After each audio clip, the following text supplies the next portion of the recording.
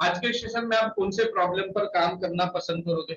आज के सेशन में मुझे चिंता इस प्रॉब्लम पे काम करना है सर। तो चिंता से आपको क्या दिक्कत होती है? चिंता से मुझे दिक्कत होती है, बार बार वही ख्याल आते हैं कि क्या होगा, कैसे होगा। क्या उनको भी आपके इतनी ही एग्जैक्टली चिंता फील होगी? अगर मान लो इस पेन को अगर मैं नीचे छोड़ता हूँ तो क्या होगा? अचानक से रूल चेंज हुए, इसके कारण या इसके वजह से आपकी चिंता नहीं बढ़ी है।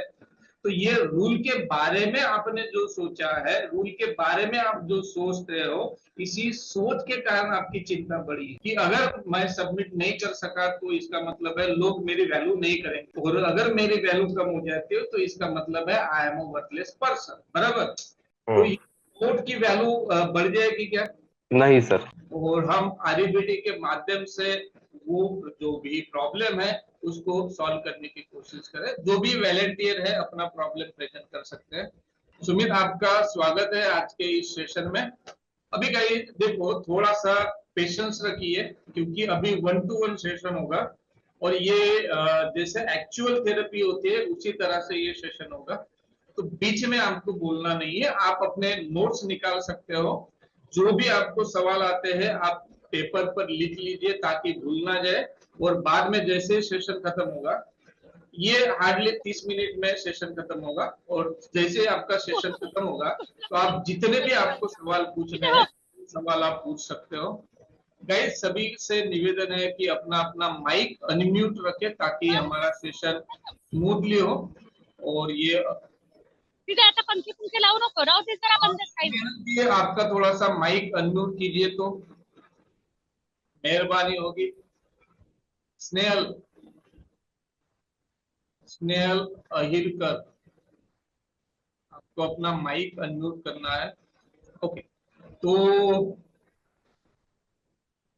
सुमित, आपका इस सेशन में आप स्वागत है। ओके, तो क्या स्टार्ट जी करें? सर। आज की थेरेपी स्टार्ट करें? हाँ सर। जी। ओके। तो आज के सेशन में आप कौन से प्रॉब्लम पर काम करना पसंद करोगे? आज के सेशन में मुझे चिंता इस प्रॉब्लम पे काम करना है सर। ओके। एंजाइटी पे। ओके। ओके। तो चिंता से आपको क्या दिक्कत होती है? चिंता से मुझे दिक्कत होती है, बार बार वही ख्याल आते हैं कि क्या होगा, कैसे ओके, होगा, यानी और अगर नहीं हुआ तो क्या, ऐसा। ओके, यानी फिर इससे चिंता से आपका कंसंट्रेशन में भी आता है? जी, थोड़ा सा कंसंट्रेशन में प्रॉब्लम होता है कभी कभी। फिर ऐसे नहीं हुआ तो कैसे, फिर कभी कभी उसी ख्यालों में रहता हूँ मैं। ओके, और इसके कारण आपके परफॉर्मेंस पर भी निगेटिव इफेक्ट हो रहा है क्या? हाँ, होता है। तो, परफॉर्मेंस पे कभी कभी वो थोड़ा सा हो जाता है। तो आज के सेशन में हम ये ट्राई करेंगे कि आपकी चिंता कहाँ से उत्पन्न होती है और आपको चिंता कैसे फील होती है, ये बात हम सीखेंगे। सुन, हाँ, ओके। तो अभी आप मुझे बताइए कि चिंता के जगह पर आप कौन सी इमोशन फील करना पसंद करोगे? आपका आवाज नहीं आया। अभी आ रहा है आवाज? हाँ, अभी आ। चिंता की जगह जगह पे ऐसी इमोशन जिससे मुझे बहुत ज्यादा आगे का विचार ना आए, और मैं अभी इस वक्त में जो चल रहा है उसके बारे में सोचूं, नहीं, या तो फिर ऐसा सोच। हाँ। तो ये आपका थॉट है, मैं पूछ रहा हूँ कि चिंता के जगह पर कौन सी इमोशन आप फील करना चाहते हो जिससे आपकी हेल्प हो? चिंता की जगह पे थोड़ा जिम्मेदार, या तो एक थोड़ी चिंता कहेंगे, जैसे कि वो काम के लिए मैं मोटिवेटेड रहूं, काम ओके। करने की रिगार्डिंग।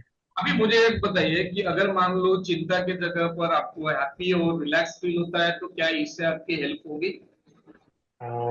हो सकती है। अभी देखिए, ये जो हैप्पी फीलिंग है या रिलैक्स फीलिंग है, अगर आप रिलैक्स रहते हो, हैप्पी रहते हो, तो इससे मदद होगी क्या? ये बात थोड़ा सा हम चेक करते हैं। मान लो एक मदर है, और उसको जी। एक डॉटर है, और डॉटर के बारे में ना वो मदर बहुत चिंतित रहती है। अगर थोड़ी सी खांसी हुई तो उसको लगता है कि टीबी तो नहीं हुई। दो निवाले हम्म। अगर बेटी ने कम खाई तो उसको लगता है पेट में कोई पत्थर तो नहीं हो गया। थोड़ी सर्दी हो गई तो उसको लगता है स्वाइन फ्लू तो नहीं हो गया, यानी इतनी चिंतित। और वो हर बात ये करो वो मत करो, ऐसा बैठो वो मत करो, इस तरह से ही वो चिंतित रहती है। तो क्या वो अपने बच्चों का परवरिश ठीक ढंग से कर पाएगी? नहीं। दूसरी एक माँ है जो जिसको कुछ भी फील नहीं होता, बहुत ही हैप्पी रहती है, रिलैक्स रहती है। बच्चे ने खाना खाया तो भी रिलैक्स है, नहीं खाया तो भी रिलैक्स है, पढ़ाई की तो भी रिलैक्स है, नहीं की तो भी रिलैक्स है, एकदम शांत है, मस्त मूला है, उसके को कुछ फर्क ही नहीं पड़ रहा है, बहुत ही शांत है। तो क्या वो अपने बच्चे की परवरिश ठीक ढंग से कर पाएगी? नहीं सर, वो भी नहीं कर पाएगी। और है कि जो अपने बच्चे के बारे में कंसर्न रहती है, हर बार बात में वो कंसर्न फील करती है। जो भी अगर मान लो सुबह बच्चे को टिफिन बनाना है तो उस बारे में भी वो कंसर्न रहती है, बच्चे को बुखार आया तो भी कंसर्न रहती है, जो भी केयर करनी है हॉस्पिटल में लेके जाना, इस तरह से वो रहती है, लेकिन वो चिंतित नहीं रहती। तो ये माँ अपने बच्चे की ठीक ढंग जी। से कर पाएगी क्या? हाँ सर, ये ऐसी माँ कर पाएगी ठीक ढंग से ख्याल। बताइए कि अगर चिंता के जगह पर आपको भी अगर कंसर्न फील होता है तो इससे आपकी हेल्प होगी क्या?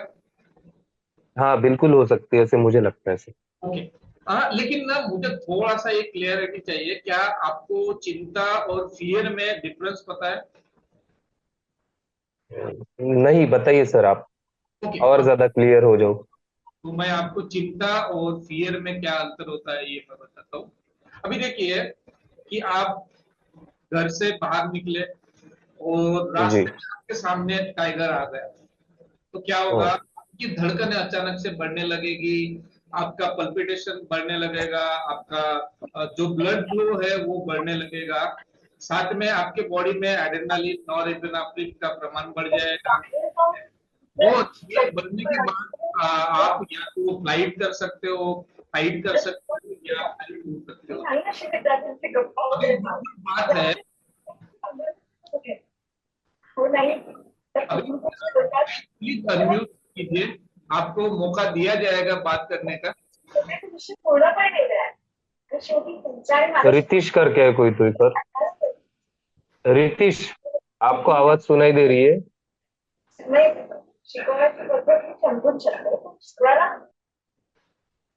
किसी रतीश की मैम पहचान के म्यूट हो तो करा। उनको कॉल करके बताइए।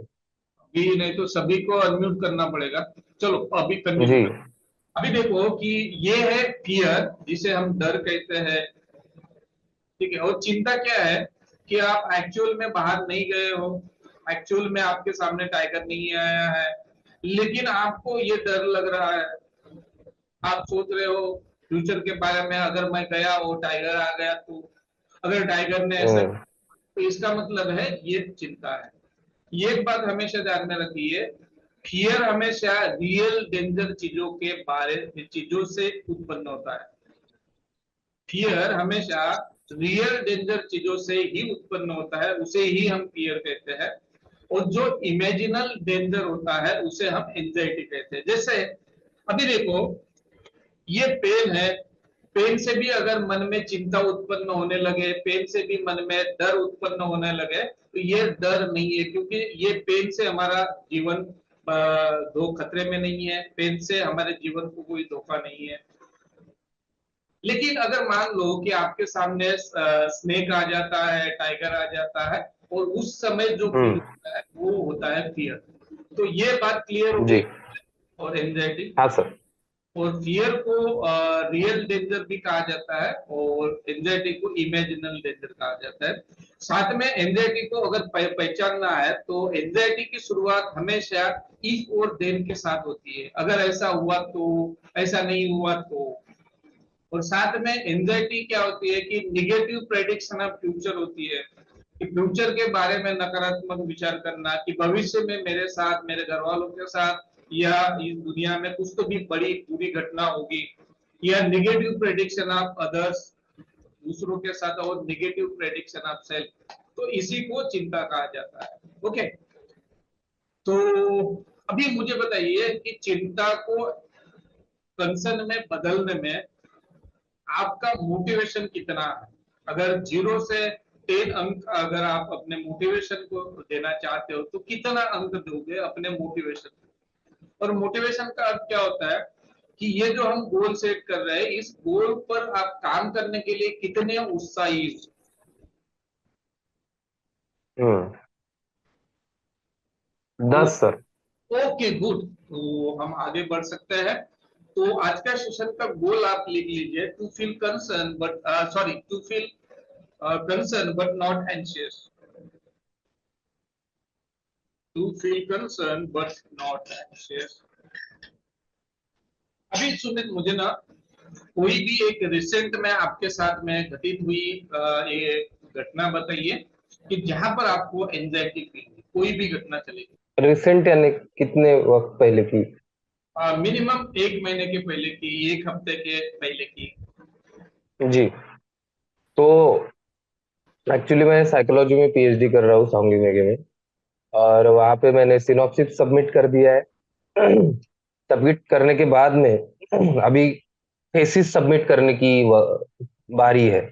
और थेसिस सबमिट करने का वक्त जैसे जैसे नजदीक आ रहा है, ऐसे मैं सोचता हूँ, पिछले 15 दिन के पहले मैंने सोचा था कि अभी थेसिस सबमिट करना है। और जो पहला वे था, जब मैंने सीईटी दी, पास किया, सब सबमिट कर दिया, अभी थेसिस सबमिट करने के रिगार्डिंग कुछ नियमों में बदलाव हो गए हैं। उससे मुझे लगता है कि यार कैसे होगा, क्या मैं उस नियमों को ध्यान में रख के मेरा थीसिस बना सकूं या नहीं। अभी तक जो मेरा वक्त गया है थीसिस बनाने में, 1 साल, क्या वो जाया गया है? तो सोचता हूँ कि अगर ये पहले ही हो जाता था तो मुझे अच्छा रहता था। ऐसी ऐसी आती है ख्याल, और इससे थोड़ा चिंता होता है सर, चिंता होती है। अभी साइकोलॉजी में पीएचडी कर रहे हो, बराबर? जी। आप भी साइकोलॉजिस्ट, मैं भी साइकोलॉजिस्ट। एक साइकोलॉजिस्ट दूसरे साइकोलॉजिस्ट की हेल्प कर रहा है, क्या दिन आ गए नहीं? नहीं सर, मैं इंसान हूँ। हर हाँ, इंसान को प्रॉब्लम आते हैं, ये भी पढ़ा है हमने। Good good good. हर इंसान को ब्रेन होता है, जिनको ब्रेन होता है उनको इस तरह के इमोशन फील हो सकते हैं, और इसीलिए उन पर काम करना जरूरी है। मुझे सुमित आप बताइए कि इन सभी जो सिचुएशन आपने बताया है, उसमें से हम्म। सबसे ज्यादा चिंता किस बात की आपको लगती है? मुझे सबसे ज्यादा चिंता इस बात की है कि नियम बदल गए, तो उस हिसाब से मेरा थीसिस प्रिपेयर होगा या नहीं होगा। ओके, तो आप ना ए बी और सी ऐसे 3 कॉलम बनाइए। जी। ए बी और सी। ए स्टैंड फॉर एक्टिविटी इवेंट, जिसे हम सिंपल लैंग्वेज में घटना बोल सकते हैं। दूसरा है जी। बी स्टैंड फॉर बिलीफ्स, जो रैशनल और हम्म। इलॉजिकल हो सकते हैं। और तीसरा है सी, सी का मतलब है कॉन्सिक्वेंसेस, जिसे हम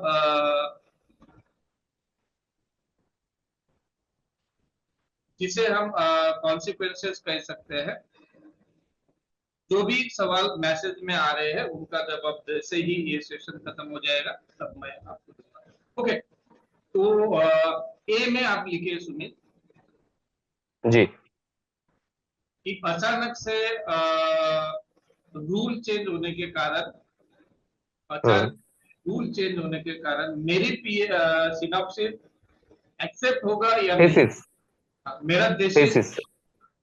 मेरा थीसिस एक्सेप्ट हम्म। या नहीं होगा? ठीक अभी है सर। इसमें ना और थोड़ा सा अगर हम डिटेल में जाना चाहे तो ये हम ऐसा भी लिख सकते हैं कि रूल चेंज होने के कारण मेरा थीसिस अगर एक्सेप्ट नहीं हुआ तो, रूल चेंज होने के कारण अगर मेरा थीसिस एक्सेप्ट नहीं हुआ तो। हुआ। ठीक है सर। अभी देखो, जैसे ही ये थॉट आपके माइंड में आता है तब आपको क्या फील होता है, कैसे फील होता है? एंशियस फील होता है, क्या होगा कैसे होगा, ये ये फील होता है। सी कॉलम में आप लिखिए हम्म। होता है, एंजाइटी आप लिख सकते हैं। हम्म। और चिंता फील होने के बाद आप क्या करते हो? चिंता फील होने के बाद में उसके बारे में थोड़ा सोचता हूँ कि सच में होगा या नहीं। क्या मैं कर सकता हूँ उस नियमों को ठीक ठाक से फॉलो करके फिर से थेसिस क्योंकि इतनी मेहनत अगर मैंने की है और अचानक से अगर नियम चेंज हो गए तो ये नियमों के हिसाब से अगर करना है तो और कितनी ज्यादा मेहनत करनी पड़ेगी ऐसे। तो चिंता होती है, कंसंट्रेशन दूसरे कामों पर लगता है क्या आपका? नहीं लगता है फिर सर, जब ये थॉट आते हैं तो नहीं लगते कंसंट्रेशन। वो सी में लिखिए कि लो कंसंट्रेशन, सी में लिखिए लो कंसंट्रेशन। अभी हम ना सुमित क्या कर रहे हैं, हम ये कोशिश कर रहे हैं कि आपकी चिंता कहाँ से उत्पन्न हो रही है, ताकि चिंता का मूड हमें पता चल सके, रूट हमें पता चले, और आप अपनी चिंता को कंसर्न में बदल पाओ। ठीक है।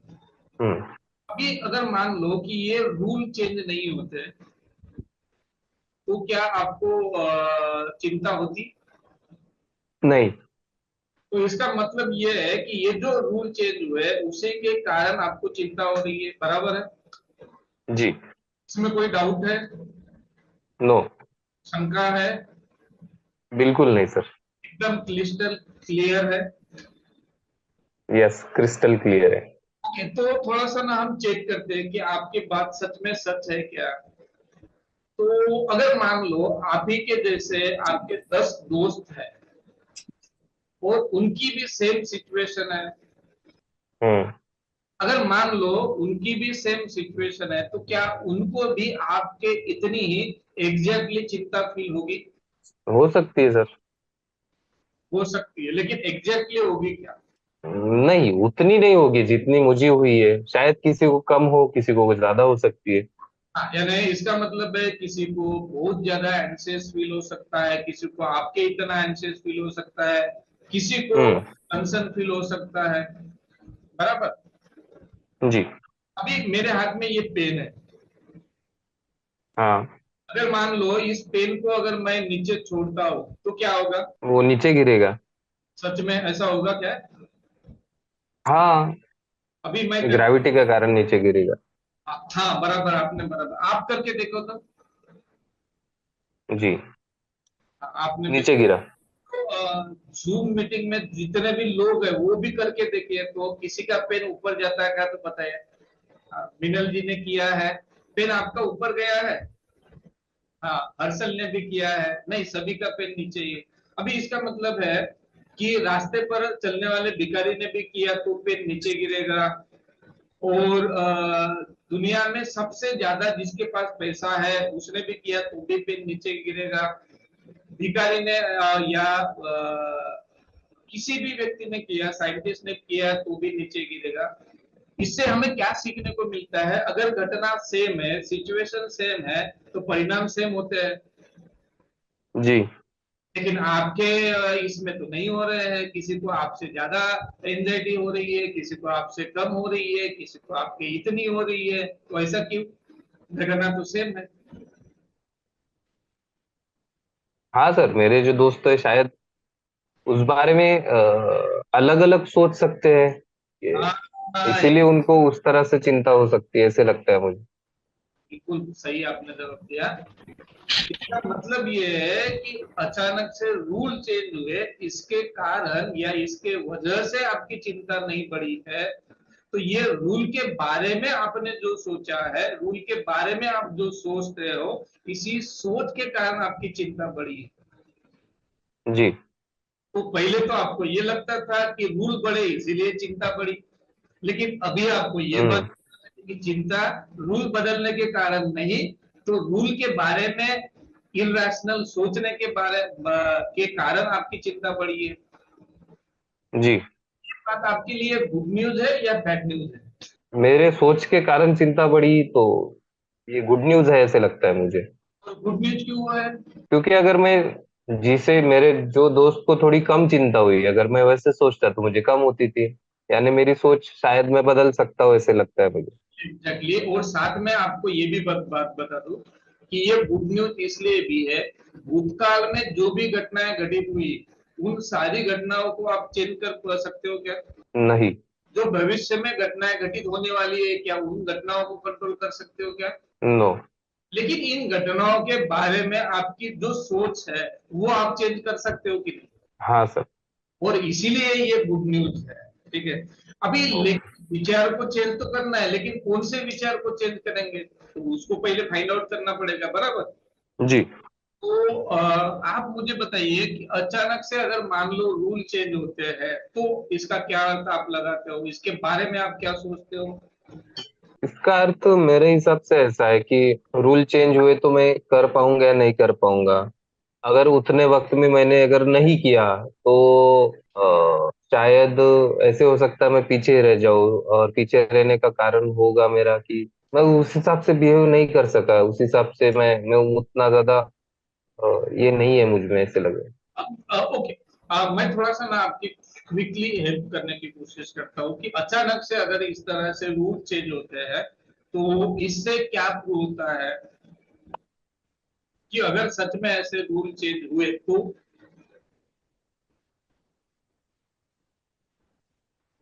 रूल चेंज हुए तो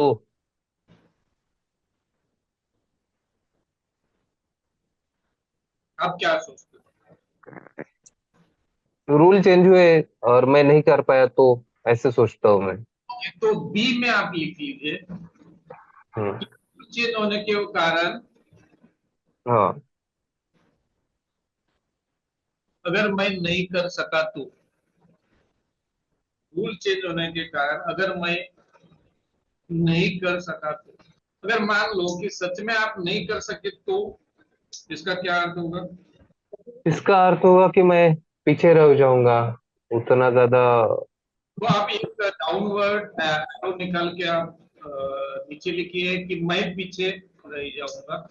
और हम मान लेते हैं, अजूम करते हैं कि सच में आप औरों से पीछे छूट गए तो इसका क्या अर्थ होगा? मेरा उतना ज्यादा कीमत नहीं है ऐसे लगेगा फिर मुझे। ओके, इसका मतलब होगा कि अगर मैं सबमिट नहीं कर सका तो हम्म। इसका मतलब है कि लोग मेरी वैल्यू नहीं करेंगे। 22 तारीख हाँ, पेपर है, ऐसे लगता है मुझे। तो बी नाही दोन एकही नाही बसला 9 तारखेपासून होती. अच्छा ते आता इथे आहे 22. हा इथे कॅन्सल होईल. इथपर्यंत चालले असते 28 पर्यंत. हो का? ते आता 8 तारखेपर्यंत झालं पुढच्या. नाही नाही आता फक्त 2 गेले. म्हणजे अजून 1 महिना पेपर चालला असं समजा. प्रगति मैम थोड़ा म्यूट कराल का तुम्ही? मैंने कर थैंक दिया। यू। ठीक है, अभी देखिए सुमित, आपने लिख लिया कि अगर मैं सबमिट नहीं कर सका तो इसका मतलब है लोग मेरी वैल्यू नहीं करेंगे। अगर मान लो सच में वैल्यू नहीं करेंगे तो इससे क्या प्रूव होता है? आपकी सच में वो अगर वैल्यू नहीं करते लोग तो इसका अर्थ क्या होगा? यही कि मेरी की अगर कीमत नहीं रही तो। यानी मेरी कोई समझ कीमत, नहीं आ रहा सर, हाँ ऐसे लगेगा। कीमत नहीं रही। जी। तो बी में लिखिए I am a worthless person. अभी देखो ये इक्वेशन हो गया कि अगर मेरा सिनॉप्सिस सबमिट नहीं होता है तो इसका मतलब है कि लोग मुझे रिकॉग्नाइज नहीं करेंगे, और लोग मुझे रिकॉग्नाइज नहीं करेंगे तो मेरी वैल्यू कम हो जाएगी, और अगर मेरी वैल्यू कम हो जाती है तो इसका मतलब है I am a worthless person, बराबर। हम्म। अभी मान लो उसके नीचे ना आप रैशनल थॉट करके लिखिए, जी। और उसमें थोड़ा सा आप लिख कर देखिए कि अगर मेरा थीसिस सबमिट नहीं होता है हम्म। तो मुझे बुरा लगेगा, मुझे पसंद नहीं आएगा, मुझे बुरा लगेगा, मुझे पसंद नहीं आएगा, लेकिन इससे मेरी रियल वर्थ कम या ज्यादा नहीं होती है, लेकिन इससे मेरी रियल वर्थ कम या ज्यादा नहीं होती है। जी। ओके, तो अभी ये जो सेंटेंस है रैशनल रैशनल थॉट, ये सोचने से क्या होगा? ये एंजाइटी होगी। नहीं सर, अगर ऐसे में सोचूं तो शायद एंजाइटी नहीं होगी। ओके, तो उसके जगह पर आपको कंसर्न फील होगा। हाँ। तो सी कॉलम में आप लिखिए रैशनल थॉट के आगे कंसर्न। ओके, अब आपकी रैशनल धारणा कि अगर आपका सब सिनॉप्सिस है तो इसका मतलब है आपकी वर्थ कम है, आपका आप वर्थलेस हो, ये ऐसा आप सोचते हो, तो क्या ये सोच सच में रैशनल है, लॉजिकल है, प्रैक्टिकल है, अचीवेबल है? इसको थोड़ा समझने की कोशिश करते हैं। अभी देखो लोगों के मानने से आपकी रियल कीमत कम या ज्यादा होती है क्या, हो सकती है क्या? अभी देखो, नहीं। इसको समझने के लिए हम ये काम करेंगे। मेरे पास 500 की नोट है। जी। अभी मान लो इसको अगर मैं सर पे रखता हूँ तो हम्म। ये नोट की वैल्यू बढ़ जाएगी क्या? नहीं सर। इसको मान लो मैं अपने जेब में रखता हूँ, तो दिल के पास रखता हूँ, तो इसकी वैल्यू बढ़ जाएगी क्या? नहीं सर।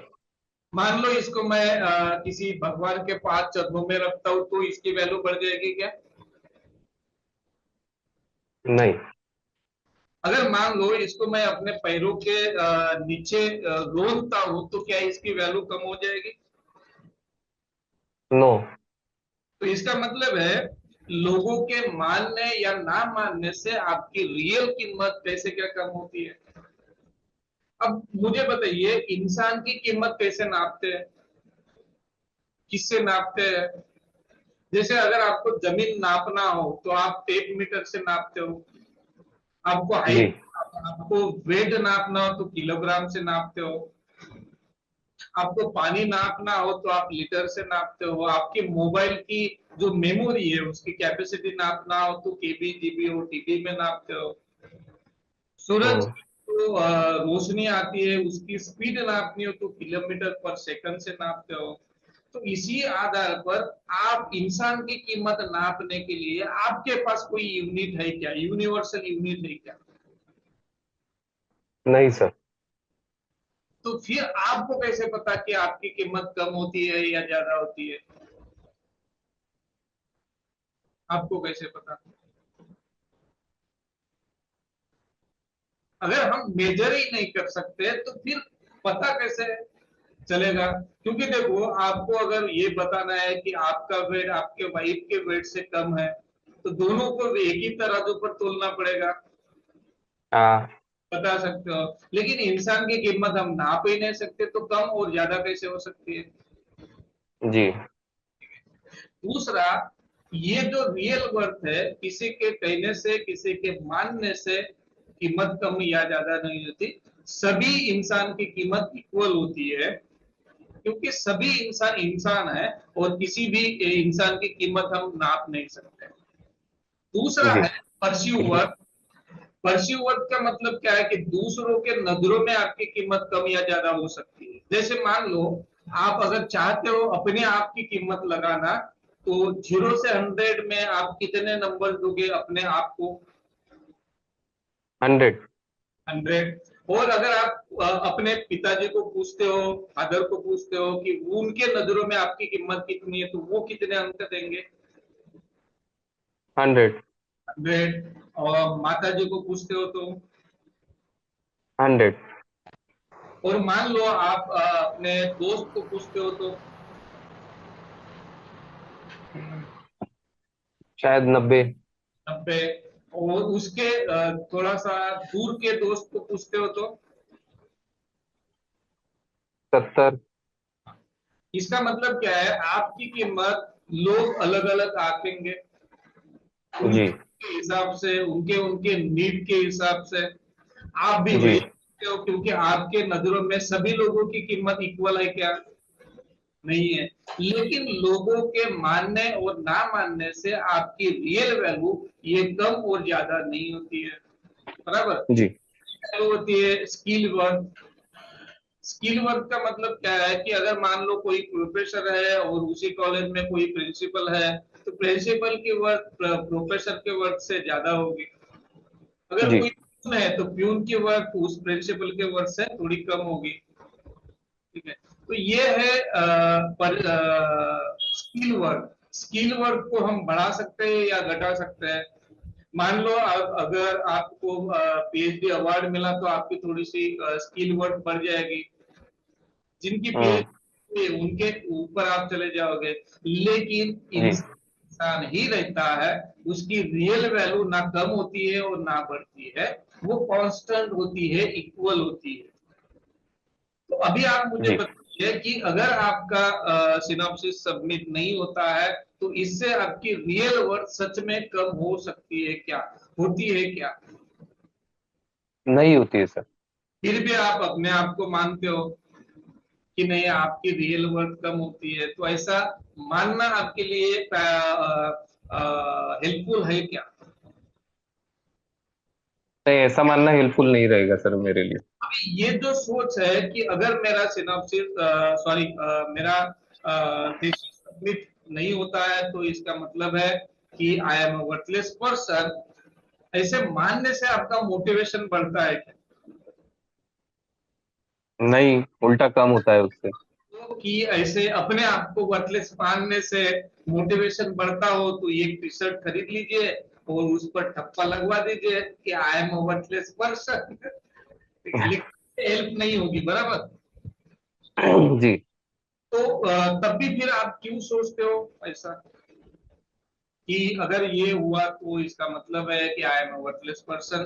तो इसके जगह पर आप रैशनल सोचिए, तो आपको आपके परिणाम मिलेंगे। अभी देखो, शुरुआत में हमने जो गोल सेट किया है कि एंजाइटी के जगह पर आपको कंसर्न फील करना है, और साथ में शुरुआत हम्म। में आपको लगा था कि घटना के कारण आपको चिंता हो रही है, लेकिन जब हमने असेस किया तो आपको पता चला कि आपके सोच के कारण आपको चिंता हो रही है, और ये सोच क्या है कि अपने आप को वर्थलेस मानना। तो आपके हाथ जी। में चॉइस है। एक तो आप अपने आप को वर्थलेस मान सकते हो, जिससे आपका मोटिवेशन डाउन होगा, डिसफंक्शनलिटी बढ़ेगी, माल अडेप्टिव बिहेवियर बढ़ेगा और चिंता बढ़ जाएगी। हम्म। या आपके पास दूसरी चॉइस है, आप रैशनल सोच सकते हो, लॉजिकल, प्रैक्टिकल, अचीवेबल सोच सकते हो, जिससे आपका मोटिवेशन बढ़ेगा, आपकी फंक्शनलिटी बढ़ेगी, आपका एक्टिवनेस बढ़ेगा और आप ज्यादा से ज्यादा हेल्दी रहोगे। तो आप क्या चाहते हो, रैशनल सोचना या इरैशनल सोचना? रैशनल सोचना सर। Okay, good. अभी ये जो रैशनल थॉट है उसके नीचे आप कुछ क्वेश्चन लिखिए ताकि आपको ये जो रैशनल थॉट है उसकी प्रैक्टिस करना आसान हो सके। जी। तो पहला सवाल लिखिए, व्यक्ति की रियल वैल्यू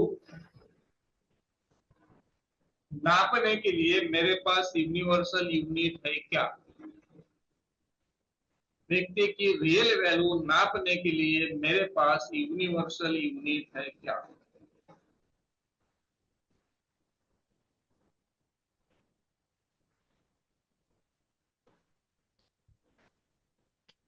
नहीं।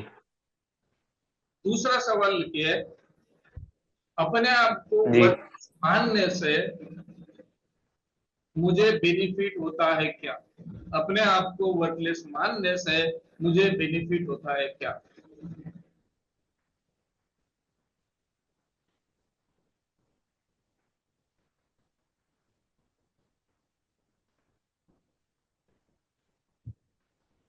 नहीं। नेक्स्ट आप स्टेटमेंट लिखिए, जी। अपने आप को वर्थलेस मानने से बेटर, अपने आप को वर्थलेस मानने से बेटर अगर मैं खुद को, अगर मैं खुद को कोई भी अर्थ ना रखते हुए, अगर मैं खुद को कोई भी अर्थ ना रखते हुए अनकंडीशनल एक्सेप्ट करता हूं कि मैं एक इंसान हूं, कि मैं एक इंसान हूं, अनब्रेटेबल, फेलेबल, कॉम्प्लेक्स ह्यूमन बीइंग हूं, तो इससे मुझे फायदा होगा क्या? तो इससे मुझे फायदा होगा। अनरेटेबल का मतलब कि जिसका हम रेटिंग नहीं कर सकते। फेलेबल का मतलब है सभी इंसान स्खलनशील होते हैं, जन्म होता है, एज बढ़ती जाती है, बुढ़ापा आता है, इंसान मरता है। वही इमोशन होते हैं, उसी तरह का पूरा इंसान का बॉडी अंदर और बाहर भी होता है। तो ये फेलेबल हो गया। और कॉम्प्लेक्स का मतलब ये है, इस धरती पर जो भी इंसान है, हर इंसान के जीवन में कुछ ना कुछ प्रॉब्लम होते ही है। किसी का जीवन स्केल जैसे समान नहीं होता है, तो कभी खुशी कभी गम ये चलता रहता है, तो ये कॉम्प्लेक्स। तो इसका अगर आप स्वीकार करते हो तो आपको ज्यादा है। तो सुमित, आज का सेशन आपको कैसे लगा? बहुत अच्छा लगा सर। ओके, और आज के सेशन से आपने क्या सीखा? सेशन से यही सीखा कि अगर हम ऐसी चिंता भरी अगर कोई सिचुएशन है तो उस समय अगर चिंता ना करके कंसर्न फील करें तो हम एक्टिव और प्रोएक्टिव रह सकते हैं, और साथ ही में हम लॉजिकल सोच सकते हैं।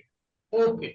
आप मुझे बताइए कि आज के सेशन में मेरे द्वारा ऐसी कोई बात कही गई कि जिससे आपको बुरा लगा हो? नहीं सर। ओके। तो यहाँ पर हम रुकते हैं। आप आए एज अ वॉलेंटियर जी। करके प्रॉब्लम प्रेजेंट किया, वो जिसके कारण हमें सीखने का मौका मिला, उसके लिए आपका जी। धन्यवाद। Thank you. तो गाइस, ये था हमारा आरईबीटी का सेशन। अभी थोड़ा सा मैं आपको एक पीपीटी शेयर करना चाहूंगा, जिससे तो ये जो आरईबीटी थेरेपी है, ये पूरी थेरेपी हम सीखने जा रहे हैं 13 तारीख से। अभी जो मैंने आपको जैसे ये पूरा स्ट्रक्चर बताया, मैंने शुरू में क्वेश्चन पूछे, बाद में इमोशन को पूछा, बाद में जो भी सवाल पूछे वो सारा का सारा आरईबीटी का स्ट्रक्चर है। इसी तरह से सीबीटी का स्ट्रक्चर है। ये दोनों स्ट्रक्चर हम सीखने जा रहे हैं। और जो क्वेश्चन मैंने पूछे वो सारे क्वेश्चन मैं आपको सिखाने वाला हूँ। साथ में वो स्क्रिप्ट ऑफ इमोशन क्या होती है, एंजाइटी पर कैसे काम किया जाता है, गुस्से पर कैसे काम किया जाता है, स्लीप हाइजीन है, मोटिवेशन है, साथ में बहुत सारी डायरी कैसे लिखनी है। ये सारा 70 वर्ष का ये ट्रेनिंग पीरियड होता है। और ये पूरा ऑनलाइन है, ये जूम पर होगा। इसका समय 7:30 से 9 बजे तक रहेगा। साथ में सैटरडे और संडे हॉलीडे होता है। साथ में ये जो सेशन होते हैं इसके सारे रिकॉर्डिंग्स आपको प्राप्त होंगे, और ये रिकॉर्डिंग आपको कई सालों तक आपके पास रहेंगे। साथ में आपको कॉन्स्टेंटली आपको सुपरविजन मिलेगा। अगर कोई भी प्रॉब्लम होता है तो आप कांटेक्ट कर सकते हो, डायरेक्टली आप बात कर सकते हो। और ये जूम पर होगा। और इसकी जो फीस है बहुत ही मिनिमम फीस है, क्योंकि मेरा बेसिक मानना है, जब मैं साइकोलॉजी पढ़ रहा था, आरईबीटी सीखने के लिए मैंने इतना प्रयास किया, एचओडी को मैंने बताया, मैंने लगे लगाया है कि आरईबीटी सर डेमो लो, आरईबीटी आप वर्कशॉप लो, लेकिन पॉसिबल नहीं हुआ। तो मेरा ये मानना है कि जितने ज्यादा लोग आरईबीटी सीखेंगे और लोगों को उतना ज्यादा बेनिफिट होगा, क्योंकि सारे के सारे क्लाइंट मेरे पास नहीं आ सकते। ठीक है। तो जितने ज्यादा लोग सीखेंगे उतना आरईबीटी का बेनिफिट होगा। और साइकोलॉजी कुछ बेनिफिट दे सकती है, ये गवर्नमेंट को पता चलेगा, और उसके हिसाब से साइकोलॉजिस्ट के लिए कुछ रूल बनाएंगे। क्योंकि आप देखोगे ना, साइकोलॉजिस्ट के लिए रूल ही नहीं है। रिहैबिलिटेशन साइकोलॉजिस्ट के लिए है, साइकोलॉजिस्ट के लिए नहीं, रिहैब के लिए है। तो हो सकता है कि ये धीरे धीरे बढ़ जाए, तो इसीलिए फी केवल 5,000 रुपए रखी है। अगर आप बाहर देखते हो तो इसकी फी इतनी रहती ही नहीं है, पॉसिबल ही नहीं है। दूसरी बात, ये मत सोचना कि फीस कम है तो क्या पढ़ाएंगे। ये 25 दिन का आपका पूरा थ्योरेटिकल नॉलेज होता है, और उसके बाद 15 दिन का पूरा प्रैक्टिकल नॉलेज होता है। जैसे मैंने अभी सुमित के साथ में सेशन लिया है, आपका खुद का प्रैक्टिस होता है, उसमें सुपरविजन होता है, क्या कहना चाहिए क्या नहीं कहना चाहिए, कौन सा क्वेश्चन पूछना चाहिए, ये सारे बातें आपको सिखाए जाते हैं। तो ये स्टार्ट होगा 13 में से। तो जिनको भी लगता है कि सीखकर उनका बेनिफिट हो सकता है, लेकिन मैं इतना तो कह सकता हूँ कि अगर आप ये ट्रेनिंग करते हो तो आप किसी भी प्रकार का क्लाइंट हो आप मैनेज कर सकते हो, या किसी भी प्रकार की इमोशन हो, कितना भी डिस्टर्ब इमोशन हो, उसको आप मैनेज कर सकते हो, और विदाउट इमोशनल हुए आप मैनेज कर सकते हो।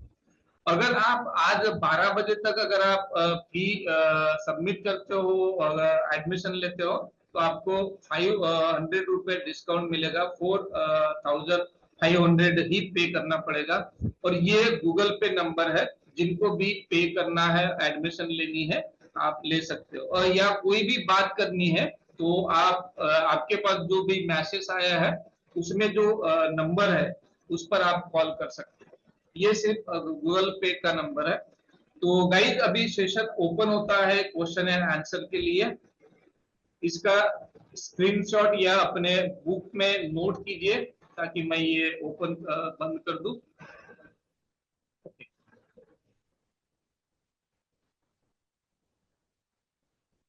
ओके गाइस, तो अभी आपको अगर कोई सवाल पूछना है या कोई फीडबैक देना है तो आप फीडबैक दे सकते हो। आपको ये सेशन कैसे लगा, पसंद आया नहीं पसंद आया, आपकी कोई राय हो तो आप बोल सकते हो, बोलिए। सिर्फ आप अपना नाम बताइए और कहाँ से बात कर रहे हो ये बताइए ताकि बाकी लोगों को भी समझे।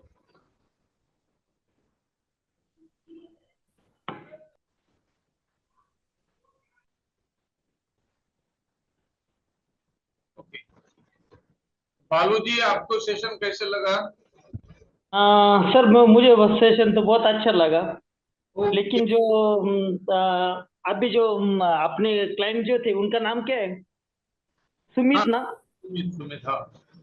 हाँ, मेरा एक सवाल ऐसा है कि जब हमने साथ में क्लास लिया था तो सुमित सर का जो कॉन्फिडेंस था वो बहुत हाई लेवल पे था, और आज मैंने उनका जब उनका बात करने का नजरिया देखा तो बहुत लो था, उनको आत्मविश्वास बहुत कम था। ऐसे ही बात मैंने श्याम मानव सर ने जब उनके ऊपर संगठन जब टूटा हुआ था तो बालू जी बताइए, आपने पिछले आरईबीटी में आप ज्वाइन हुए थे बराबर है? हाँ बराबर सर। और ये जो क्लास आपने किए क्या उससे आपको बेनिफिट हुआ? हाँ सर, मुझे बेनिफिट हुआ ना sir. Okay, good good good. और अभी आप प्रैक्टिस कर रहे हो क्या आरईबीटी की?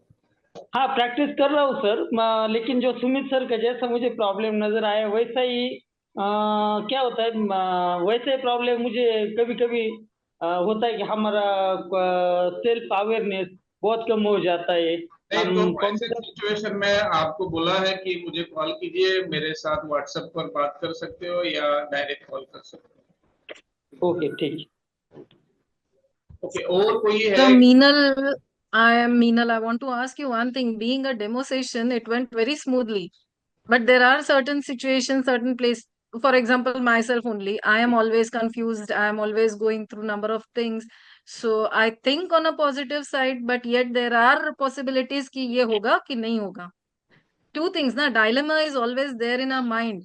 Keep on just as you guided just now to keep on a positive side कि लोग बोलेंगे. For an example you have just now taken कि लोगों से value कम नहीं होती है. That is really a motivating thing which I keep on intimating myself कि हाँ लोग कभी कभी सही भी बोलते हैं, उनके तरफ तो ध्यान देना ही है, but then I have to focus on my motive also, my goal also I have to achieve. So certain things are to be accepted also and certain things are to be left behind also. Only then we will be able to move on a smooth path. So being a demo session, it went very smoothly, but there might be certain cases where it is very difficult to handle very smoothly these things. So how to encounter them? Okay, सबसे important चीज ये है कि हम इंसान हैं तो हम इमोशनली डिस्टर्बेंस हो सकते हैं। ठीक है, तो ये बात हमें पहले समझनी है। दूसरा, अगर डिस्टरबेंस है तो इसका मतलब है उस घटना के बारे में, उस व्यक्ति के बारे में हम इरेशनल सोच रहे हैं। विदाउट इरेशनल थिंकिंग किए बगैर हम अपने आप को डिस्टर्ब नहीं कर सकते। अब दूसरी बात ये है कि आपकी जो कन्विक्शन है किसी घटना के बारे में, किसी व्यक्ति के बारे में, तो वो कन्विक्शन इरेशनल है, इसीलिए आपका डिस्टर्बेंस बढ़ रहा है। अगर ये कन्विक्शन आपका रैशनल हो जाता है तो आपको डिस्टर्बेंस नहीं होगा। जैसे मान लो एक साधु था और उसके 3 शिष्य थे और वो रास्ते से जा रहे थे, शिष्य का पैर भिखारी को लगा और भिखारी ने उस शिष्य को बहुत गालियां दी। तो ये जो गुरु था ये बोला, अरे गुस्सा नहीं करते, शांति बनाए रखो, शांति बनाना अच्छी बात है, गुस्सा करना बुरी बात है। दूसरे दिन दूसरे शिष्य का पैर लगा तो उस भिखारी ने दूसरे शिष्य को गाली दिया। तो फिर ये गुरु बोलने लगे कि नहीं ऐसा गुस्सा नहीं करते हैं। तीसरे दिन क्या हुआ, गुरु का ही पैर लगा और गुरु को उस भिखारी ने वही गालियां दी, लेकिन गुरु भड़क गए कि तुम मुझे कैसे गालियां दे सकता है। अभी देखो यहाँ पर क्या हुआ, जब गुरु को गाली नहीं दी गई तो गुरु ने अलग सोचा, और जब खुद को गाली पड़ी तो गुरु ने अलग सोचा। तो उसके सोच के कारण ही उसको गुस्सा आया। अगर गाली के कारण गुस्सा आता तो पहले दिन भी उसको उतना ही गुस्सा आता, क्योंकि वही गालियां उनके वही कानों पर आई। तो इसका मतलब है कि अगर आपको अपना डिस्टरबेंस कम करना है तो आपको अपनी सोच को बदलना पड़ेगा। इरेशनल सोच को अगर आप बदलते हो और उसको रैशनल सोच में कन्वर्ट करते हो, अभी इसके बहुत सारे तरीके हैं। जैसे ये है कि हम खुद का सेशन ले सकते हैं। आरईबीटी में कुछ डायरियाज है, जैसे मोटिवेशन इंक्रीज डायरी है, या रिजेक्शन स्टेटमेंट डायरी है, या 5 कॉलम टेक्निक्स है। तो ऐसे डायरियों को अगर हम मेंटेन करते हैं तो हमारा जो कॉग्निशन है ये चेंज होगा। अभी देखो हुआ क्या है, हमारे साथ बहुत ही नाइंसाफी हुई है। नाइंसाफी ये हुई है कि जो इमोशनल ब्रेन हमें प्राप्त हुआ है वो बायोलॉजिकली प्रोग्राम होता है। यानी गुस्सा आना किसी क्लास में हमें सिखाया नहीं है, या कई मैंने बोर्ड देखा नहीं है कि यहाँ गुस्सा कैसे करे इसके क्लासेस होते हैं, नहीं।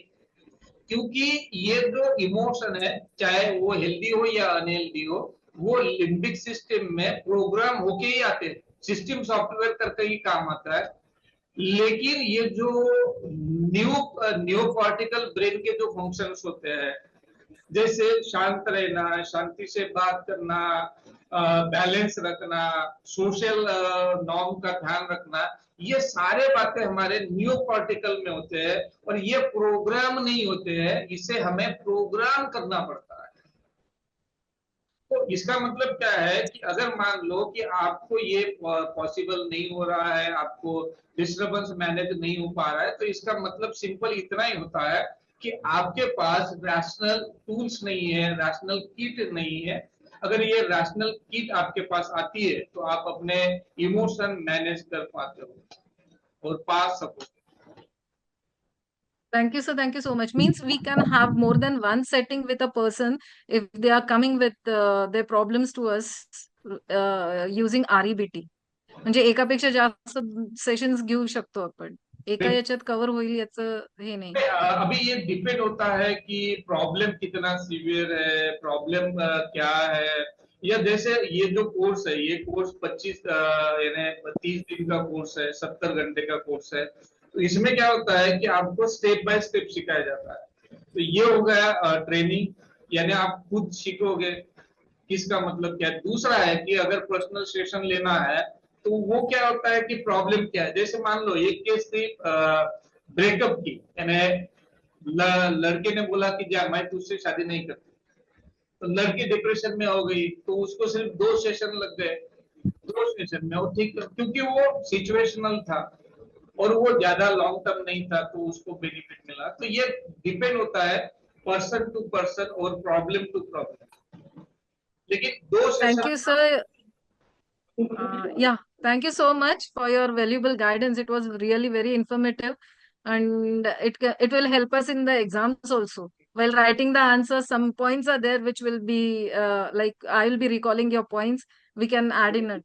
Thank you so much. Thank you, आप आए और मुझे ये बात एक्सप्रेस करने का मौका दिया, उसके लिए आपका भी थैंक यू। सर ये 30 डेज का जो आपका कोर्स है 13 मई से 30 जून तक के, तो इसमें क्या हम सिर्फ आरईबीटी एंड सीबीटी पर ही कंसंट्रेट करेंगे या और भी थेरेपीज को हम सीखेंगे, लाइक आर्ट थेरेपी है, ड्रामा थेरेपी है, क्या ये भी सिखाया जाता है? अभी देखो कि ये जो 2 थेरेपी है, सीबीटी और आरईबीटी, ये थेरेपी सीखने के बाद आपको और ज्यादा थेरेपीज की जरूरत नहीं होती है, ठीक है। और अगर आपको सीखना है तो आप अलग से सीख सकते हो, लेकिन हम 2 ही थेरेपी आपको डिटेल्स में सिखाएंगे। जो आपको बड़े बड़े इंस्टीट्यूट में सिखाया जाता है वही आपको मटेरियल मिलेगा, स्टडी मटेरियल भी मिलेगा, और सभी चीजें आपको आरईबीटी और सीबीटी रिलेटेड ही सिखाई जाती है। सर क्या साइको एनालिसिस जो थेरेपी है, साइको एनालिसिस जो साइकाइट्रिस्ट करते हैं प्रैक्टिस, तो क्या वो भी साइकोलॉजिस्ट प्रैक्टिस करते हैं और क्या वो भी हम सीख सकते हैं आपसे? हाँ, वो साइको एनालिसिस मेथड जो है वो भी आप सीख सकते हो, लेकिन अभी ये जो हम ट्रेनिंग दे रहे हैं वो है आरईबीटी और सीबीटी की स्पेशल ट्रेनिंग है। और दूसरी बात आपको मैं बताऊं कि अभी साइको एनालिसिस में सिर्फ हिप्नोथेरेपी में प्रैक्टिस होती है, लेकिन उसके भी रिजल्ट उतने बेटर तरीके से नहीं मिलते। अगर आप देखोगे तो ज्यादा से ज्यादा प्रैक्टिस अभी आरईबीटी और सीबीटी की होती है, क्योंकि ये रियलिस्टिक होती है, प्रैक्टिकल और अचीवेबल होती है। तो सर साइकेट्रिस्ट के क्लिनिक में भी आरईबीटी एंड सीबीटी प्रैक्टिस कर रहे हैं?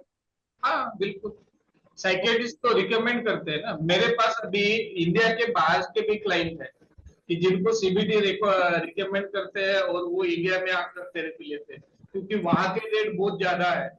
अगर आप मुंबई में आरबीटी का सेशन लेते हो तो वहां 4,000 रुपए से कम कोई भी नहीं लेता एक सेशन के ना, क्योंकि इसके रिजल्ट जो है अभी आपने देखा होगा ये सेशन में कितने स्मूथली उस सुमित का प्रॉब्लम चेंज किया हमने।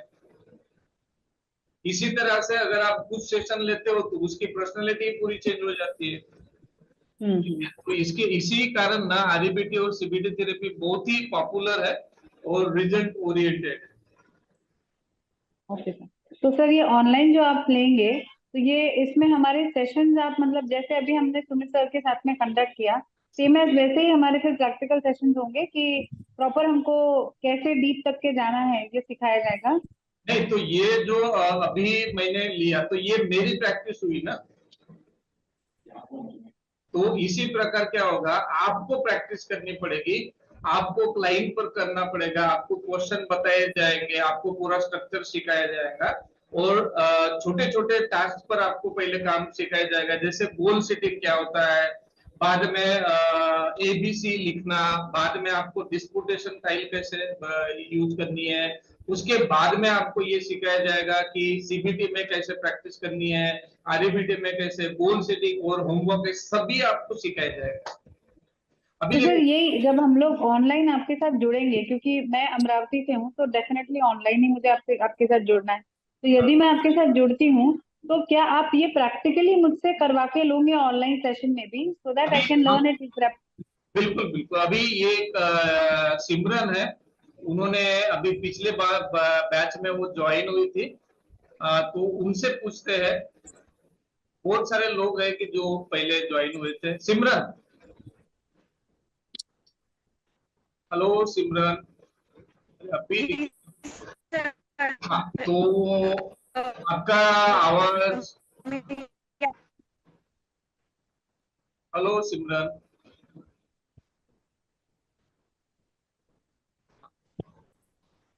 हाँ, तो क्या आपने जो ट्रेनिंग ली अभी एंड हुई, इस ट्रेनिंग में क्या आप सेटिस्फाइड हुई?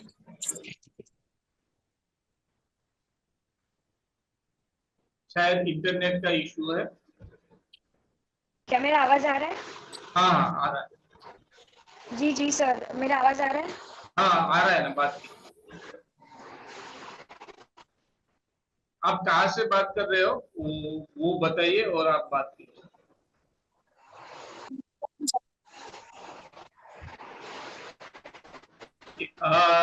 सिमरन कैमरा म्यूट कर दो, कैमरा बंद कर दो।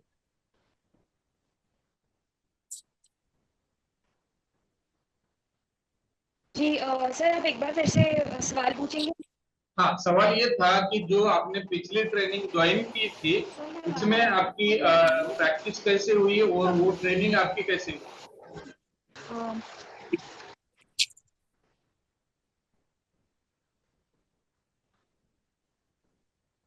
ओके, उनका माइक का इशू है, तो मैं आपको बता दूं शिल्पा जी, यहाँ पर 30 दिन यानी 30 दिन आपको क्या किया जाएगा, 25 दिन आपको पूरी थ्योरी बताई जाएगी, बाद में हर व्यक्ति को प्रैक्टिकली सिखाया जाएगा उनके द्वारा, जैसे आपको स्ट्रक्चर दिया जाएगा तो आपको सेशन लेना होता है, आपको एक दूसरे के ऊपर थेरेपी लेनी होती है और प्रैक्टिकली आपको मैं सिखाऊंगा, और पर्सनली 1 to 1 आपको सीखना होता है, ये नहीं कि आप बाद में कर लो, तो आपको 1 to 1 सीखने का। ओके, और कोई बात करना चाहते हैं? ओके, हाँ बोलिए। पाणीच होतं आणि प्लेट किसी को कोई सवाल पूछना हो, कोई क्वेश्चन पूछना हो तो आप पूछ सकते हो। सर ऑनलाइन ही क्लास ज्वाइन करना पड़ेगा इफ आई वांट टू, म्हणजे after this session will there be any session for personal guidance, अगर आप दे सकते हो तो? हाँ, तो पर्सनल सेशन के लिए भी आपको ऑनलाइन ही लेना पड़ेगा, क्योंकि ये जो पूरा सेटअप है चार्जेस विल बी सेम? नहीं, डिफरेंट हो जाएगी, क्योंकि आपको वन पर्सन के लिए अलग चार्जेस है। That is what. अगर आप लेते हो तो आप बाद में आप डायरेक्टली कॉल कर सकते हो और बात कर Okay, sir. सकते हो, जिससे मैं Okay, sir. Thank आपको you, sir. डिटेल में आपको बताऊंगा कि क्या होता है। Okay, sir. लेकिन रिजल्ट ना ऑनलाइन के भी इतने अच्छे हैं कि आज तक मुझे, जैसे इतने साल हो गए, आज तक मुझे एक भी ऐसा रिजल्ट नहीं मिला है कि जहां पर बेनिफिट नहीं हुआ, और रिजल्ट इतने अमेजिंग मिले हैं। तो लोग ही मैसेज डालते हैं कि सर आपके पास कोई जादू है क्या, कि मुझे कि आपके पास कुछ जादू है क्या, ये प्रॉब्लम तो मुझे लगता था कि सॉल्व ही नहीं होगा, लेकिन आपने इतने स्मूथली सॉल्व कर दिया। तो ये मैंने नहीं किया, आरईबीटी के स्ट्रक्चर और फिलोसॉफी ने किया। ओके, तो हर्षल है, हर्षल से राय पूछते हैं। तो हर्षल, आपने पिछली बैच में आप ज्वाइन हुए, तो आपको कैसे लगा ये ट्रेनिंग? हाँ, मुझे तो मतलब तभी स्ट्रक्चर पता चला, क्योंकि पहले तो मुझे लगता था कि थेरेपी मतलब सिर्फ बातें करना होता है, समझदारी वाली बातें। ऐसी मतलब ऐसी टॉक थेरेपी पता थी मुझे। ऐसी नहीं पता था कि एक इसमें मेथड होती है, जैसे फ्रेमवर्क होता है, और इमोशन और थॉट का फर्क वगैरह, ये सब नहीं पता था।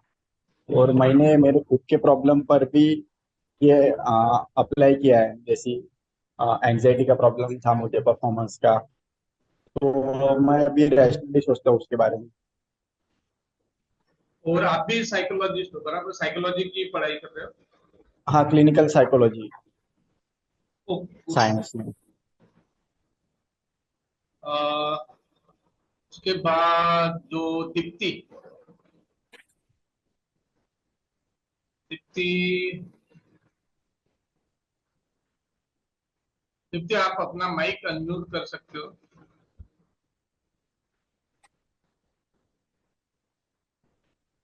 ओके गाइस, तो अभी थोड़ा सा मैसेज की तरफ देखते हैं।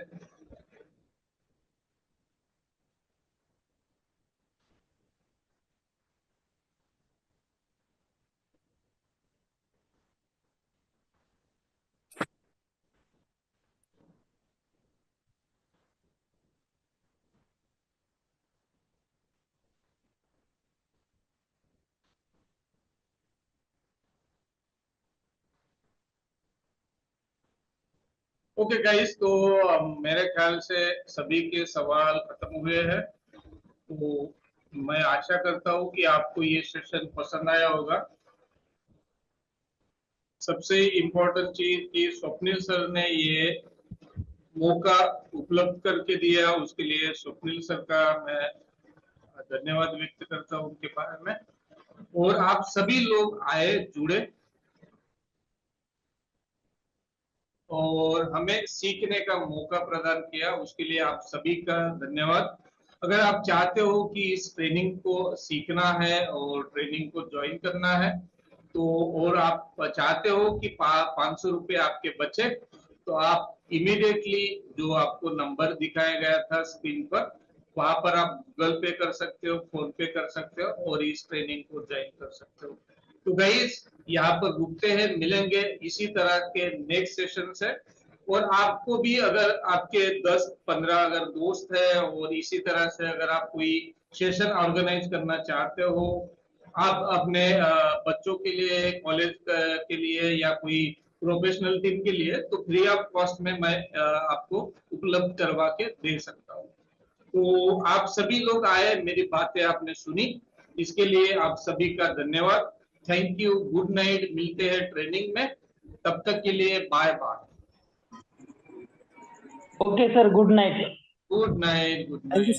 ये वीडियो आपको कैसे लगा, ये इंफॉर्मेशन आपको कैसे लगी, कृपया कमेंट्स में जरूर बताएं, ताकि हमें ये बात पता चले कि आपको किस तरह की इंफॉर्मेशन देखना सुनना पसंद है।